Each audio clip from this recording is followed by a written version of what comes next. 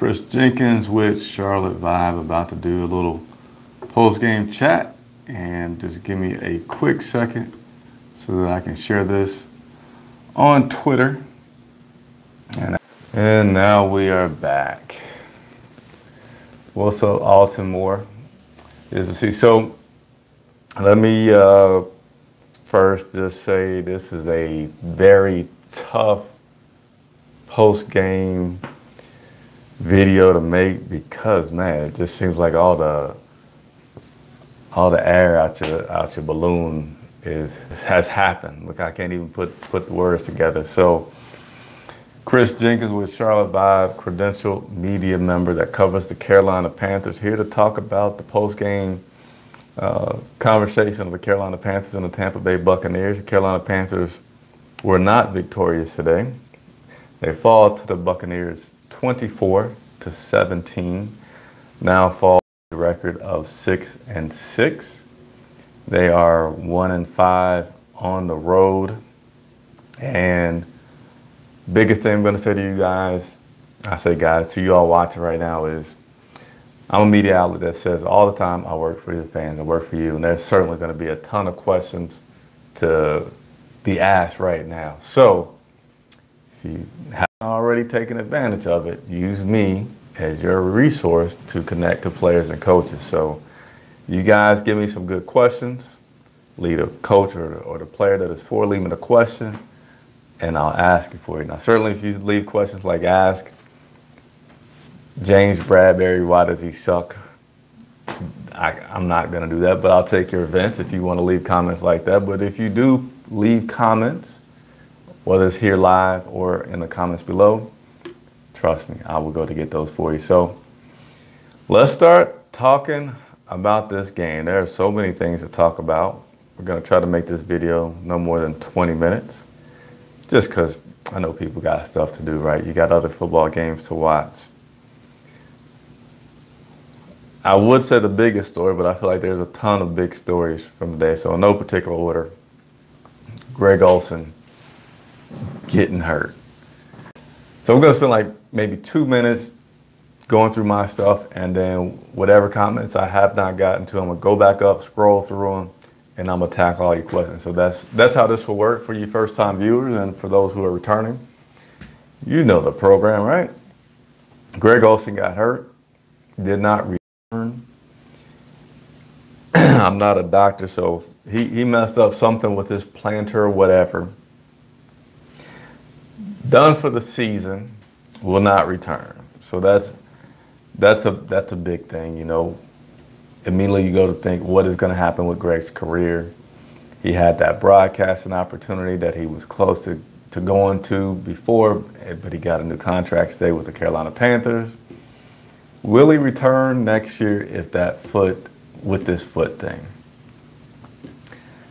I think that is a 50-50 question, because to me, Greg Olsen is a guy that's smart on and off the field.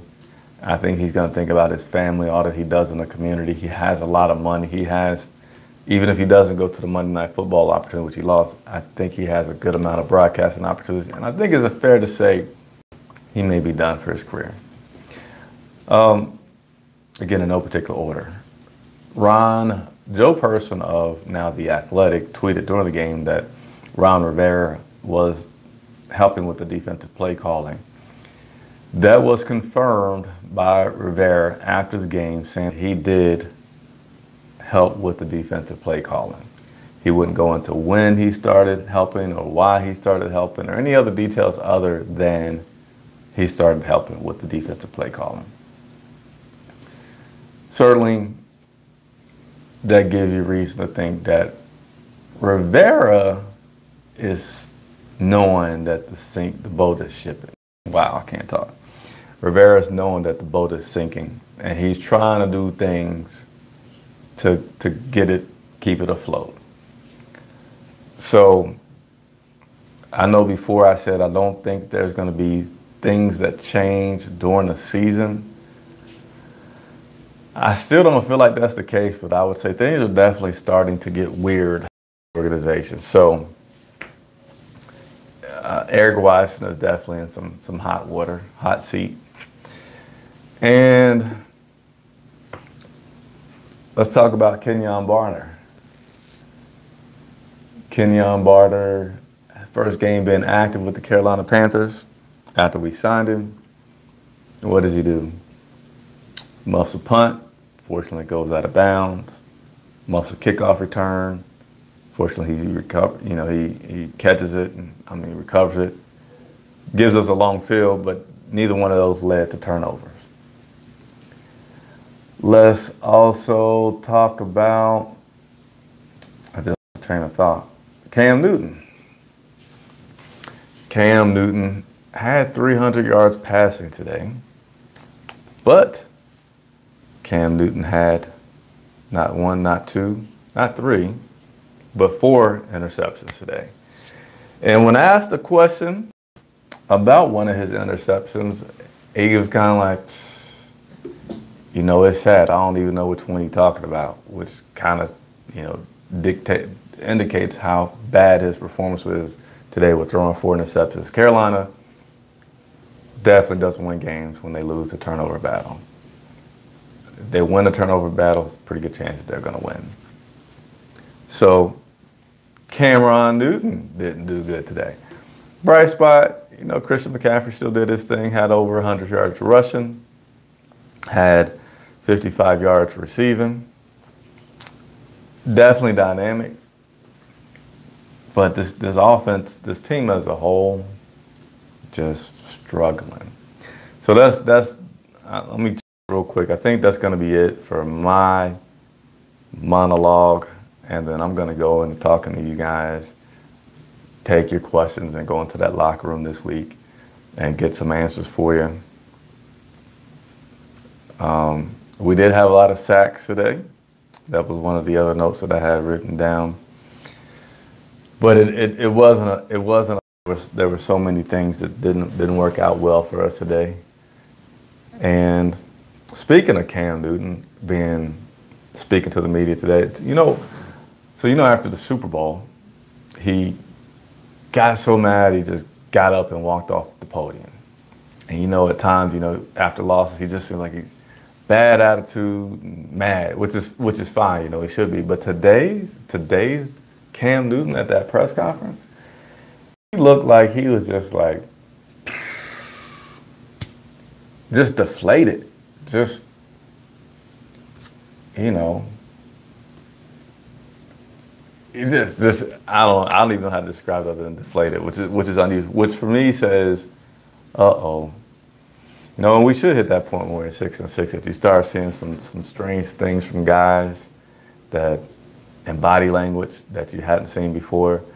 Ron Rivera was also questioned about the reports that David Tepper is running out of patience. And he said that 2 things about that. One is that until David Tepper actually says something to him, he's not going to respond to questions about that. And then when he was asked more questions surrounding that same thing, he said he said, no, do not ask that question anymore. Don't ask that question. Don't want to talk about it anymore. So let me go into you guys' questions that you may have left for me. And all right, what's up, Alton Moore? Luke Miller says the season is over. Yeah, you could be optimistic about there's a chance and what has to happen, but when you lose 4 in a row with the talent that we have, not just lose 4 in a row after you won games, but you have some really good talent on both sides of the ball. Yeah, your season is over. What's up, Kamari Murray? Might have said that incorrectly. Brazen, so who's getting fired? Somebody has to get fired. We're getting a new coach next season So,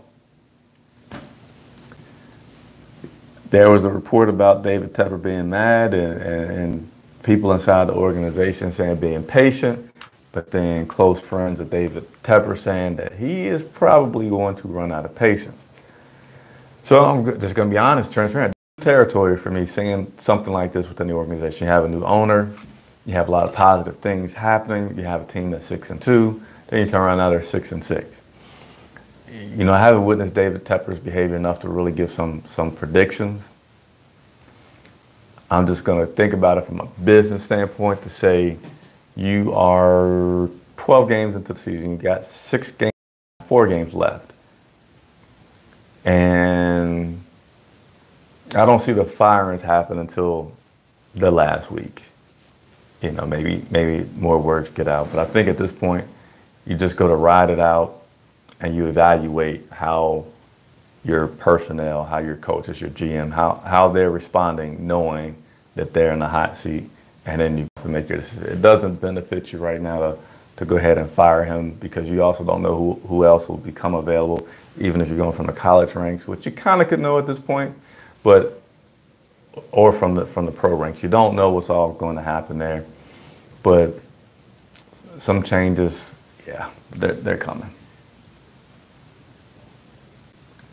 All right, Jay Burrell, got a few questions. We need someone like Sean McVay, but it's rare you find someone like that. About time they need to help him. I don't know what Washington is doing. Stackhouse, my man, glad to see you online. We can't catch a break. No, we can't. We can't catch a break. It's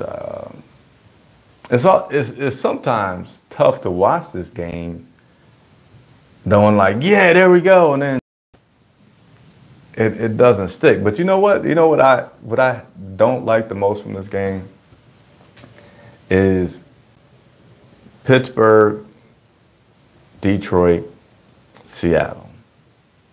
For some reason, maybe it's because, you know, strike 3, but you go say, like, after that Seattle game, you felt like, you know what, we about to play Tampa. These guys going to come out hungry, aggressive. We're going to see that Panther football that we are used to seeing with some good defense. And for them to go down on that first possession and score, I was like, oh, I don't know about this, man. Like, all this desperation that we should have, we in Tampa, it's like beautiful weather. And then we just going to let them score in that first drive. That's not, to me, that's a coaching mistake. Players got to execute. Players did do some good things today. But how do you not come out ready to go at this situation? Let me get to some more questions. I don't want to be a monologue here. Oh, Zay has loaded me up with some questions. Let me see if anybody. All right, Zay, I'm going to have to come back to you just to share the love with everybody. Last play of the game, Tampa Bay rushed 3 and still nearly sacked Cam. Brandon said the Carolina Panthers have 4 games left. Panthers on the road are 1-5. Another game in Cleveland. Yeah, I mean, we don't. The outlook for the rest of the season is not good. Yes, Cleveland is trending upwards. They could play a good game at home for sure. We haven't played a good game on the road, you know, since beating Philadelphia. We got 2 games against the New Orleans Saints. I don't know how you could be optimistic about those. I mean, like as a fan you are, but like subjectively, I don't know how you could be optimistic about those 2 games versus the Saints. And we got the Falcons. I mean, they're a division game. Division games are always hard. The Falcons beat us earlier this year. So that ain't good looking. Do you think Ian Thomas is our tight end of the future?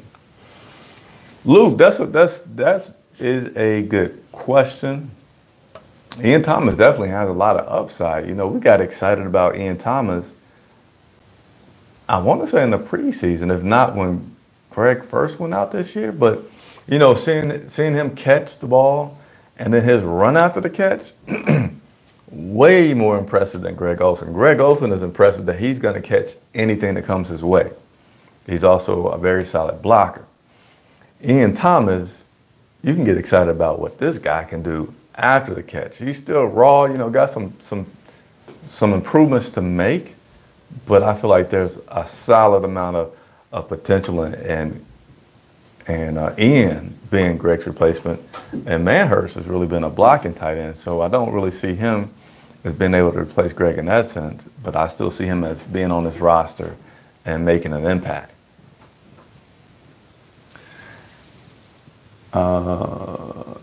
Brandon, I think 4 in a row. I think 10-6 is getting enough to the playoffs. We're sitting 6-6. Yeah, I mean, like, fan-wise, cheering-wise, you could talk about that 10-6 still having a possibility to make the playoffs. I'm not going to be mad at you there, but just realistically or objectively, I say, hold on for a second, guys. Let's see if I can pause this broadcast. I don't want to stop. I just want to pause. All right, I do not know how to pause this broadcast.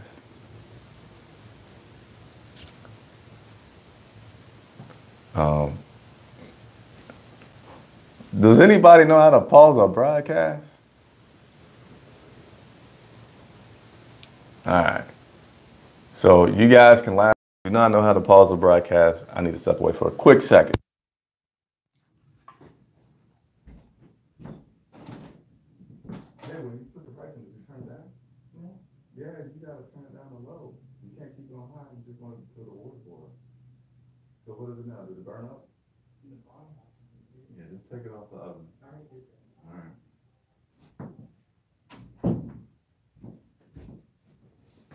All right. All right. Oh. Boom. And he is back. So yeah, you may have heard me. My son is burning up the kitchen, man, and I didn't know how to pause the broadcast. So there you go. Life happens. But I'm back. Do we need the rest, Cam, the rest of the year and give him time to fix his shoulder problems? Maybe another surgery to have it repaired. Rest Cam. Nah, I don't think you rest Cam. I think you continue to try to win these games, right? You continue to try to see what can happen, because I haven't looked and did the research, but there's probably still a chance that we could make the playoffs. If somebody loses, that happens. So I still say that you play Cam, because you also want this team, you want things to stay positive. And if you're Tepper, you don't want to just, you want to keep the fan base watching games. You don't want to just throw in your backup quarterback and just let whatever happen. You still got talent to develop in DJ Moore, talent to develop in Curtis Samuel, Christian McCaffrey going. So you don't go and pull out Cam. You take the same approach that you've been taking with him. You watch out for him. You know, if he's getting sacked 6 times in a game and the score is like 40-10, then you bring him out. But you certainly continue to play the rest of the season with Cam Newton as your starting quarterback.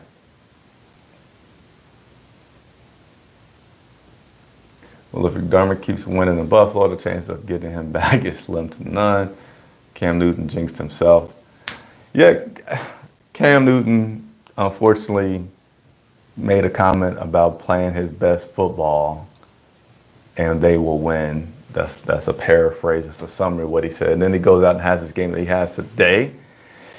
Yeah, it hurts, but Cam, here's what's true, though. He didn't play his best game today, and look what happened. So you could kind of go to run with it and make fun of it, but there's still validity in what he said today. 4 interceptions, that's not his best game, but I guess maybe because he jinxed himself into having a bad game. And not all those interceptions were his fault. I know one wasn't, but, I was trying to find the silver lining there. If we win the round, getting outplayed, says idea run is done. Says, I can't say your name. Let's see. Anastasia, Christian, Greg, Luke carry the team. I'm disappointed.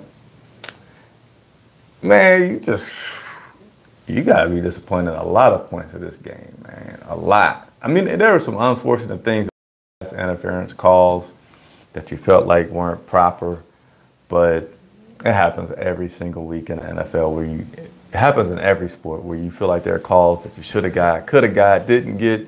Certainly that one on Dante Jackson hurt, James Brown, but you still got to play through it. You still got to put yourself in position where a call does not change the outcome of the game.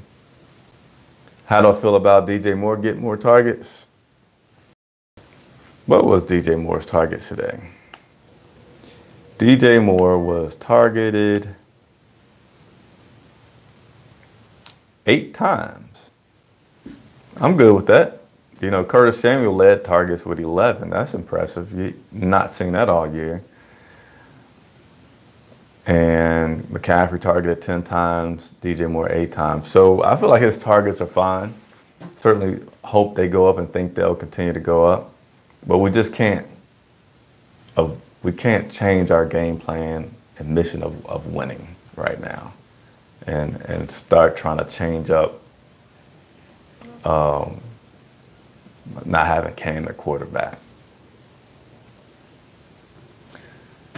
To me, today it seemed like our shortcomings on defense is sucking the life from the offense at this stage in the season.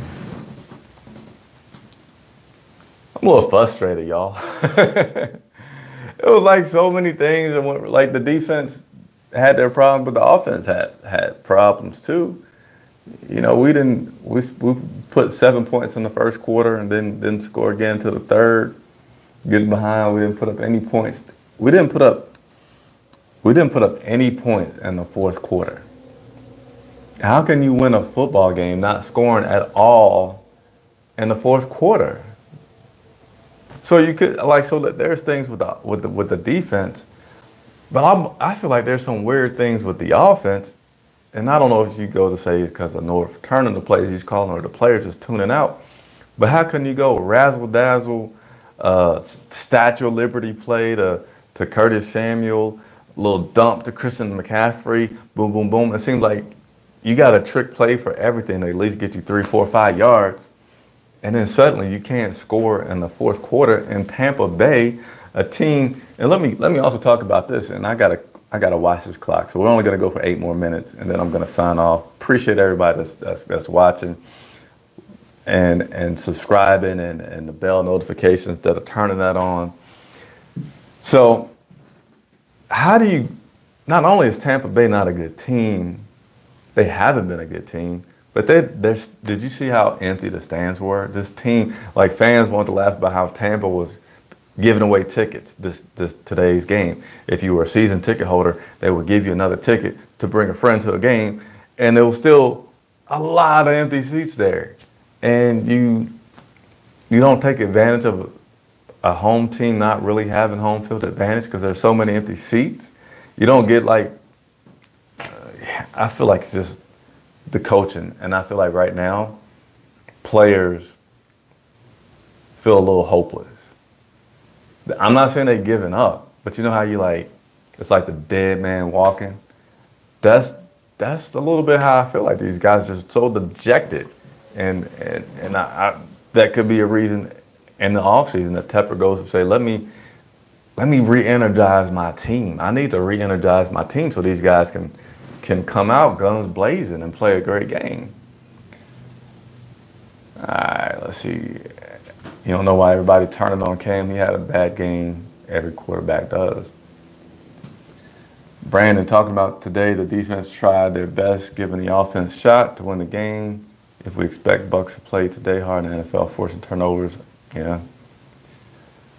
Beard Game just saying, what's up with Cam? Looks like a new coach. Kind of talked about those things before. Cam didn't have a bad game, but it's so much bigger than Cam. We should have never abandoned the. Well, we did get behind by a good amount, so we did have to start throwing the rock. So we did. I mean, we wasn't super behind, but time was running out. But there could have been a little bit more balance in the run game. Could have been. I'm just waiting for a fresh regime that Tepper handpicks, not Jerry Richardson's leftovers. Could be coming. It's been the same crap for a long. Listen to the receivers. You're saying he need a real receiver. I feel good with his receivers, man. I'm not even gonna lie. I feel good with his receivers. Curtis Samuel, that's a solid receiver. DJ Moore, that's a solid receiver. Devin Funchess, y'all gonna go crazy. Exclude his game of having 50 million drops, and he's still a very solid receiver. He's not a top tier number one. He might be like a very solid number two, but he is not trash. So I think there's some good weapons around. And this, again, were we not at the beginning of the season talking about this being the most talented roster that Ron Rivera has had? And actually, that might be a question for him tomorrow, right? I don't know how to pose it, but basically, Ron, you have the most talented roster, yet we're at a 6-6 record. What is going on? Might be a question for tomorrow, right? This was a must-win for us because the last wild card spot we have to wait one more win. Yeah, Brandon, we're not making the playoffs. Appreciate you watching, though. Cam decision-making and accuracy is still poor. End of sorry. Our team need a bigger back. Who is David Tepper? Firing Greg have any interest in coaching? I say his interest is more so in the broadcast booth than coaching. I know his dad is a good coach and does a lot of stuff teaching, but I feel like Greg would make the decision to go into the broadcasting. David Newton reported Greg Olsen fractured a plantar fascia on his right foot. David says Greg's season likely over. That is correct. I like the use of Samuel and Moore today. We need fresh legs and our pass rush like Dallas. How does Mose Frazier look in practice? Jeff, we're not able to watch practice anymore. We're only able to watch the first 20 minutes, which is really individual drills for receivers, linemen, etc. So unable to, unfortunately, answer that question about him in practice. Stack, we had the lowest payroll in the league for wide receivers, which is a good thing, man. We got some, it might be the lowest payroll, but there's talent in this because so many guys are new. Could we go out and get a wide receiver? We could. It's possible. But I think our wide receivers are not like a detriment. I'm really just going to keep talking about the coaching. What position do you think we need to target in a draft? I think safety, offensive line, and 2 tall receivers, pass rusher. So I'm going to admit that I'm running out of gas here as we near the 30-minute mark. So I'm going to wrap up. What do you see as our biggest need? So Zay Burrell, Quan 92, Jerry Robinson, Brandon. Appreciate you all leaving your comments. I'm going to have to come back to those because I'm running out of gas, right? These kind of losses with it being 4 in a row does take the wind out of you a little bit. But appreciate everybody who has watched. Again, please leave your comments, your questions in the comments below. Rivera will be speaking to the media tomorrow, probably around 11 o'clock or so. So I'm going to be in the locker room all week. And if there's a question in the comments, we're going to try to answer. So make sure you subscribe, make sure you hit the notifications. And as always, thanks for watching.